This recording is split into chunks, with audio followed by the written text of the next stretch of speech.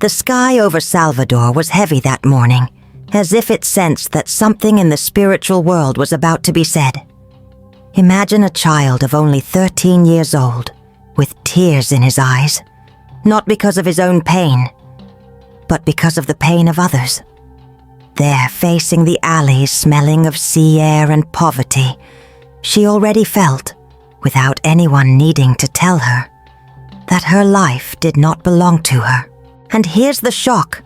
This girl, who had barely crossed the gates of adolescence, did not dream of wedding dresses or parties.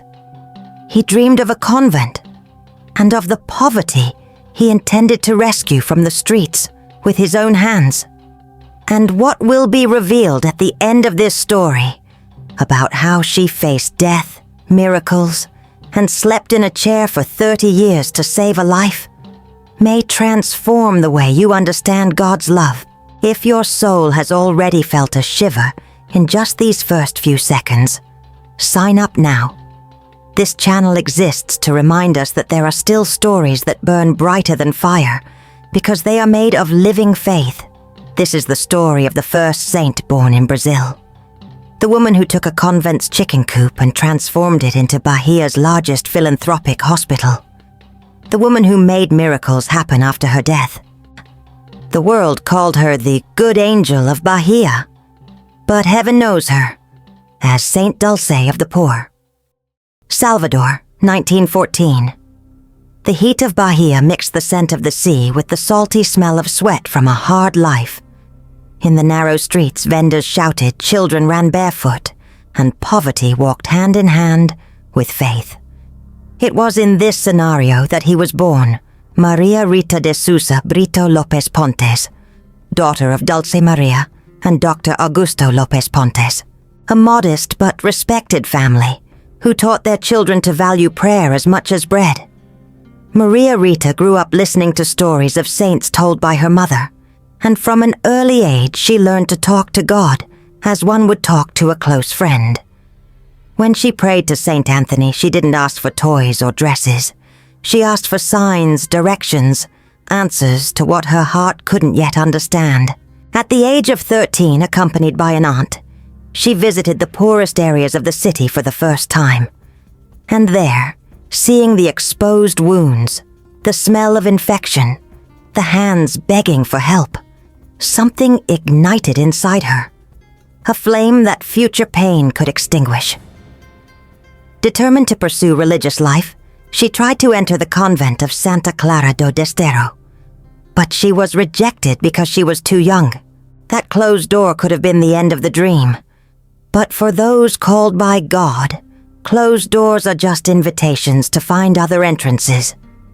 Back home, he began to fill the family home with beggars, the sick, starving mothers, and abandoned children. Soon, the address at 61 Rua da Independencia became known as the São Francisco Gatehouse, where any poor person could find shelter. Maria Rita's heart knew no limits in welcoming, but her body was beginning to understand the weight of this call. Even so, on February 8, 1933, at the age of 18, she took the definitive step. She joined the congregation of the Missionary Sisters of the Immaculate Conception of the Mother of God in Sergipe. 6 months later, he took his vows and received the name the world would never forget, Sister Dulce, in honor of the mother who taught him to love. Upon returning to Salvador, she found a city in turmoil, workers fighting for their rights, families being swallowed up by poverty, and a church crying out for hands willing to serve. It was the beginning of a mission that would set hearts on fire and change the history of charity in Brazil. In the eyes of the world, she was just a young nun, but behind the scenes of his soul, a constant war raged between boundless compassion and the lack of means to sustain it. In 1936, at just 22 years old, Sister Dulce was already defying the natural order of things. Together with Fray Hildebrando Cruzamp, he founded the São Francisco Workers' Union, a movement to bring dignity to workers in Bahia. Shortly after, he created the Círculo Operario da Bahia, supported by donations and the income from 3 improvised cinemas.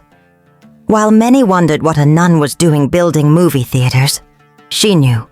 Every ticket sold was bread for an empty table. But the real ordeal began in 1939.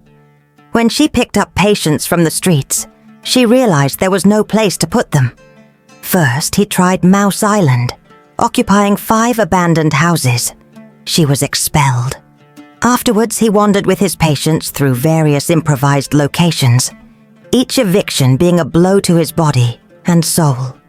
Until, with nowhere else to go, he found at the back of the Santo Antonio convent a chicken coop. Yes, a chicken coop, with a strong smell of feces, damp walls, and a straw-covered floor. There, without a hint of shame or fear, she decided to build a shelter. The chickens left, the sick came in, and what the world saw as misery, she saw as the beginning of a miracle. His health, however, was beginning to show signs of deterioration. He was breathing heavily, coughing constantly, but he refused to rest. The call was stronger than the body. In 1956, an unexpected blow. His sister Dulce was at risk of death during a high-risk pregnancy. Sister Dulce, on her knees, made a promise that would last 3 decades. If God saved her sister and the baby, she would never sleep in a bed again.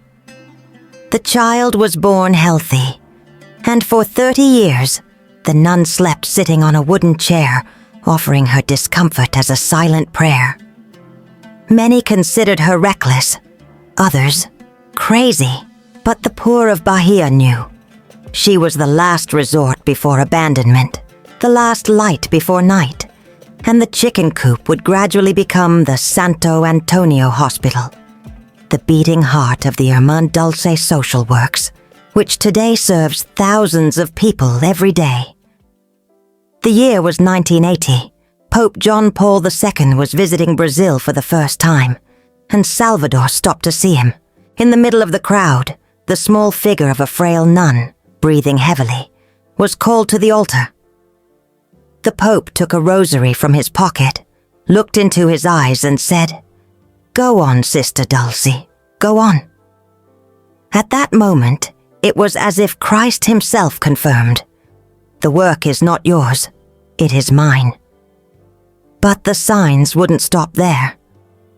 The first miracle recognized by the Vatican occurred years after his death, in 2001. A pregnant woman in Sergipe suffered a devastating hemorrhage during childbirth. The doctors were clear. There was nothing more to be done. In the next room, desperate family members began to pray, asking for Sister Dulce's intercession. And then, as if touched by an invisible hand, the bleeding stopped. The woman survived. Science has not been able to explain it. Heaven, yes. The second miracle, which would open the doors to canonization, was even more remarkable. A blind person with no hope of regaining his sight prayed with devotion to Saint Dulce dos Pobres. The doctors had given their verdict, irreversible. But one ordinary morning, as he was repeating the prayer, the light began to return. First, shadows, then shapes, and finally, the faces of loved ones. The tests found no medical reason for what happened. Once again, the Vatican declared, "Miracle." These signs were not just reminders that God listens. They were living proof that He is pleased with those who serve Him to the limit. For the poor she had cared for, each healing was like hearing Dulce's voice say, "Do not fear. Love always finds a way." And even with his health fragile, he continued working until his last breath. In 1991, already on his deathbed, he received a visit from John Paul II for the second time. The Pope bowed, gave him extreme unction, and the room was filled with a silence that was not of sadness, but of reverence. It was the harbinger of departure, but also the beginning of an eternal presence. How many times have you felt overwhelmed, powerless, with the feeling that you couldn't help anyone because you could barely help yourself? Sister Dulce also experienced this exhaustion. He suffered from a lack of resources, closed doors, criticism and health that deteriorated year by year. But faced with each obstacle, she didn't ask herself, "Is it worth continuing?" But rather, "Who will take care of them if I stop?" In a world that teaches us to accumulate to ensure security, Dulce lived the opposite. She gave every last penny, her last breath, her last space. He slept in a chair for 3 decades to fulfill a promise. He broke into a chicken coop because there was nowhere to put the sick. What does this tell us about our own excuses?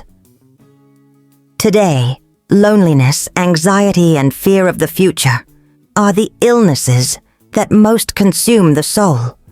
You may not have a hospital to build, but you can offer a glass of water, a sincere ear, a hug that restores dignity. She shows us that it doesn't take much to transform lives. It takes have a whole heart. If this story reminds you of someone you've lost, or of a pain you carry today, write it down. I believe, in the comments, just like the miracles she made happen, God's love can also manifest in your life. The world continues to need good angels who don't wait for ideal conditions to act. Perhaps today, this call is knocking on your door. October 1991.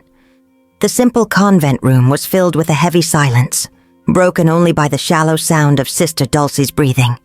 The body no longer obeyed. Every breath was a battle, but his eyes continued to burn with the same flame as when he was 13 and saw, for the first time, the poor of Salvador. Then the door opened. Pope John Paul II entered, no longer on the altar in front of a crowd, but in the intimate space of a deathbed. He bent down, anointed her forehead, and in that instant the air seemed to fill with eternity. The sisters around knew. That moment was not a farewell. It was a surrender. On March 13th, 1992, at 4:45 p.m., the good Angel of Bahia flew back home. There were no golden crowns, but simple flowers. There was no applause, but silent tears and hands clasped in prayer. His body was buried in the Basilica of Our Lady of the Conception of Praia, and later transferred to the chapel of the Santo Antonio Hospital, the same one that was born in the chicken coop. His last years were filled with constant physical pain, but also with profound peace. She knew that, in God's mathematics, the little given with love multiplies until it becomes infinite. And today, as we remember the woman who did not back down from anything, Jesus' words echo, "Truly I tell you, whatever you did for one of the least of these brothers of mine, you did for me." Matthew 25:40. Today, the name of Saint Dulce of the Poet is not just engraved on hospital plaques or in the pages of books.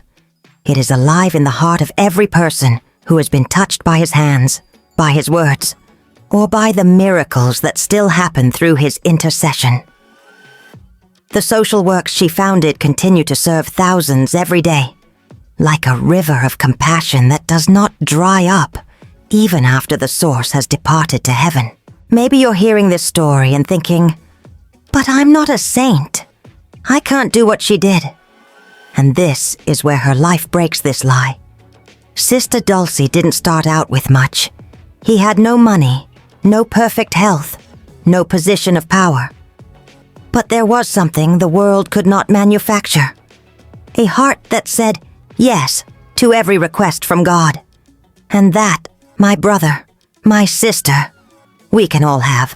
If her life touched you today, leave your amen in the comments and share this story with someone who needs a reminder that God still works miracles.